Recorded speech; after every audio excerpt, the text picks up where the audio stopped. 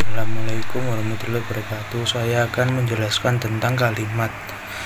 Unsur-unsur kalimat. Gabungan kata dapat dianggap sebagai kalimat apabila memiliki unsur-unsur pembentuk kalimat.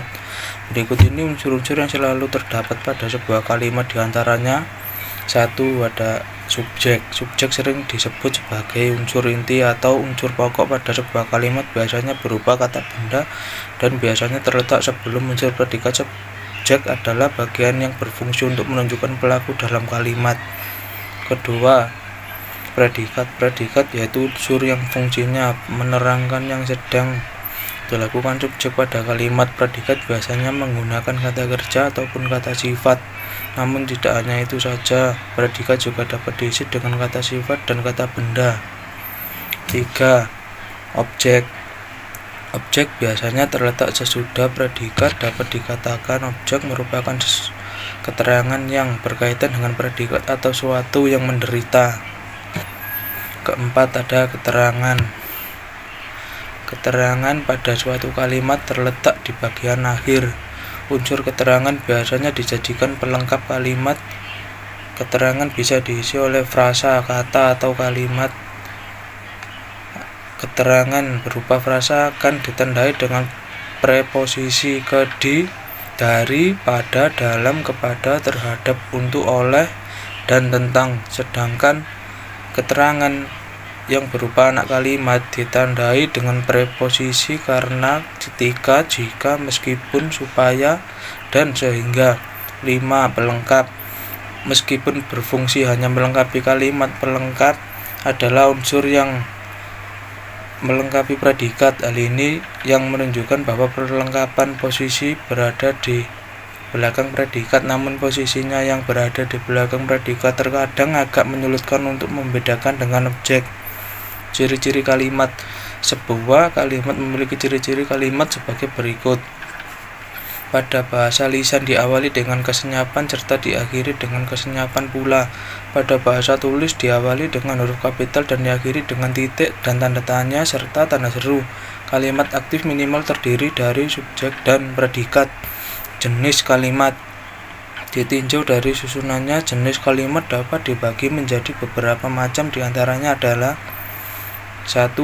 Jenis-jenis kalimat berdasarkan jumlah klausa. Berdasarkan jumlah klausanya terdapat dibedakan atas 3 jenis, yaitu kalimat tunggal, kalimat bersusun, dan kalimat majemuk. A. Kalimat tunggal. Kalimat tunggal adalah kalimat yang terdiri dari satu klausa bebas. Kalimat tunggal sering disebut kalimat sederhana, kalimat simpleks, dan kalimat eksklusa. Contoh: dia datang dari Jakarta. S.P. Ket. Dunia meratapi musibah ini. SPO. Dia sedang menulis di kamar.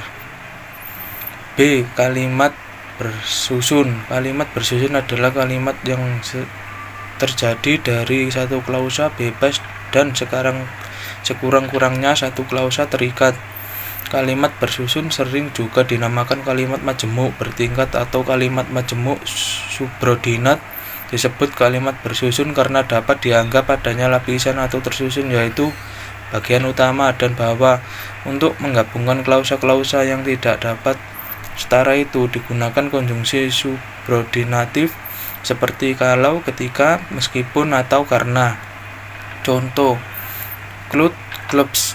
Dia tidak mencuci motor karena hujan. Claude clubs.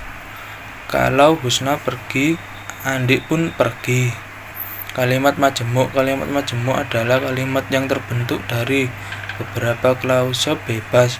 Kalimat majemuk sering pula disebut kalimat setara karena klausa yang membentuknya memiliki status yang sama, setara atau sederajat. Klausa-klausa yang setara dalam kalimat majemuk dihubungkan dengan konjungsi koordinatif seperti dan, atau, tetapi, lalu. 2. Jenis-jenis kalimat berdasarkan fungsi subjeknya. Berdasarkan fungsi subjeknya, jenis kalimat dibagi menjadi 2 macam, yaitu ada kalimat aktif dan juga kalimat pasif. Kalimat penjelasan mengenai kalimat aktif dan kalimat pasif. A. Kalimat aktif. Kalimat aktif adalah kalimat di mana subjeknya merupakan pelaku atau melakukan perbuatan. Kalimat aktif adalah 1. salah satu kalimat yang subjeknya S melakukan tindakan yang diungkapkan oleh dalam predikat P terhadap objeknya O. Ciri-ciri kalimat aktif. Subjeknya kalimat ini melakukan tindakan langsung terhadap objeknya. Predikat selalu diawali dengan imbuhan me atau ber. Memiliki pola SPOK, SPO atau SPK. 1. Kalimat aktif intransitif. Kalimat ini adalah kalimat yang predikat atau verbanya selalu membutuhkan objek untuk dikenai tindakan. Kalimat ini selalu memiliki kata kerja yang selalu memerlukan objek dan biasanya kerja memiliki imbuhan me, menye, atau menge. Contoh: memukul, memberi, menyeberangkan. 2. Kalimat aktif intransitif. Kalimat aktif ini adalah kalimat yang predikat atau verbanya tidak memerlukan objek, namun biasanya kalimat ini selalu diikuti dengan pelengkap pel dan keterangan k. Predikat pada kalimat biasanya kata kerja yang diberi imbuhan ber dan ter. Ketiga, ada kalimat aktif ekatransitif. Kalimat ini adalah kalimat aktif yang hanya memiliki 3 unsur kata kalimat, yaitu subjek S, predikat, dan objek. 3. Jenis-jenis kalimat berdasarkan pengucapannya. Berdasarkan pengucapannya, kalimat ini bisa dibagi menjadi kalimat langsung dan tidak langsung. A. Kalimat langsung adalah kalimat yang digunakan untuk mengutip ucapan seseorang tanpa merubah sedikit pun apa yang diutarakan oleh orang itu. Tanda petik digunakan untuk membedakan kalimat kutip dengan kalimat yang menjelaskan kutipan itu. Selain itu, huruf pertama dan kalimat langsung juga harus menggunakan huruf kapital. Di dalam kalimat yang menggunakan petikan dengan kalimat pengiringnya bisa menggunakan tanda baca koma. Contoh kalimat: Dilan mengatakan aku akan pergi ke Bandung besok. Ibu berkata, di mana adik sekarang? Adik bertanya, maksud kakak bagaimana? Yang B ada kalimat tidak langsung. Adalah kalimat yang digunakan untuk menceritakan kembali pokok ucapan seseorang tanpa perlu mengutipnya semua persis ucapan asli. Kalimat ini terdiri dari lebih dari satu klausa dan dihubungkan dengan kata tertentu seperti bahwa, jika, dan lain-lain.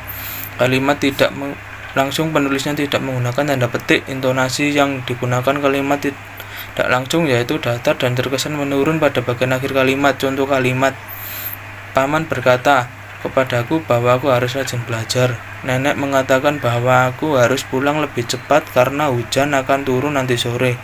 Ketua kelompok mengucapkan terima kasih karena kalian sudah datang pada acara kunjungan. Sekian ulasan seputar pengertian kalimat dari saya. Wassalamualaikum warahmatullahi wabarakatuh.